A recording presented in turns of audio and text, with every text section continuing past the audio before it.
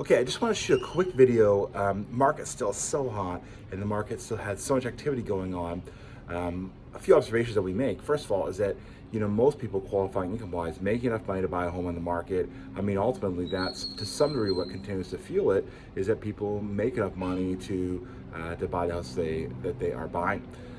Secondly, we see that most people have the credit sufficient to make that happen. But big thing where people run into problems, of course, is down payment. So I'm gonna share with you some really quick ways, as many ways as possible, how can you get a down payment? And it's very much a collaborative approach. Like people may get 10,000 from here, 10,000 from there, 20,000 from here, and so forth.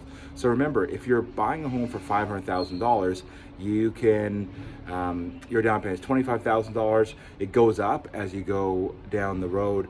Up on 500,000. So if I buy a home for 800,000, I do a 10% on the difference. So that would be, in that scenario, that'd be $55,000 that I'm going to have to put down in order to buy that $800,000 home. So it's not as much as people think.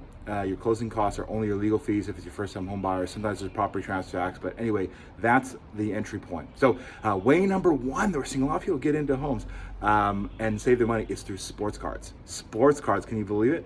So 33% year over year return on investment on sports cards. So if you have those old baseball, football, hockey, basketball cards from the 80s, the 70s, 60s. Maybe they're yours, maybe they're some of your family's. That could be a way that you can spend some quick cash into $5,000, $10,000 towards your down payment. So big win from that perspective. So sports cards is a really, really big way. By the way, this and other ideas, we've made some actual separate videos on how you can and go a little more in depth with that. Second thing, wine investing. So that's a way people are saving down payment. Wine investing beats the S&P, which is the kind of the average for the stock market, by about 5%. So even that's a little bit better than the stock market. Wine investing, I use like a VinoVest to invest in wine, and there's some huge advantages to that. So if you're into that, that's a way you can save your down payment. You'd be surprised to find that even maybe that's something that you may already have that can net you some money for your down payment. Third thing, of course, rather than just saving in an account, you can save it through stocks. If you do it right and you look through some good growth stocks, you can actually get a good return on your investment over the short term in only a year time. Another option on stocks would be to learn how to day trade, a day trade where you can get some advantages that way. Sites that I use would be StockMo, and I use Zip Trader are some things, great ways that I learned some things around that. Fourth idea would be property equity. So yeah, you can get a down payment by getting property equity from your house, but what if you have a family member, not a lot of credit, not a lot of income, and maybe they have a free and clear property, maybe it's an older grandparent or something like that. We can tag their property, no cost to them, and use the down payment from that property. So that's a big thing that we're seeing a lot of these days as well. Fifth thing would be any type of flipping items as far as collectibles and antiques. I go to a website called Froggy Flips and Thrift Finds, which is basically about how you get stuff off of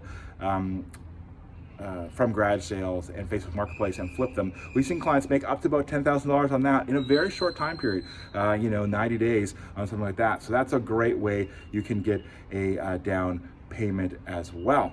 The last and final way would be to add a side hustle. Now, I'm not a big proponent of working 150 hours a week for the rest of your life, but what if you just took on a job for 90 days just to save the down payment, an extra side hustle on the side to make something like that happen, and you'll find that just that extra cash can push you over the edge towards a down payment on a home. Of course, all the traditional ways, such as saving money or getting a gift from family, are all available, but these are some creative ways as well. The last idea I want to give you is that very little people know that you can actually do a down payment via borrowed funds. That means a credit card or a line of credit. Now you have to be very careful. We don't want people getting down payments from a 30% interest credit card, but if you had a line of credit or you apply for a line of credit, apply for it prior to coming to us for a house, and you had $10,000, $20,000 on there, you're allowed to use that for a down payment. It's not a sketchy way of doing it. It's not a way where we have to not tell the truth.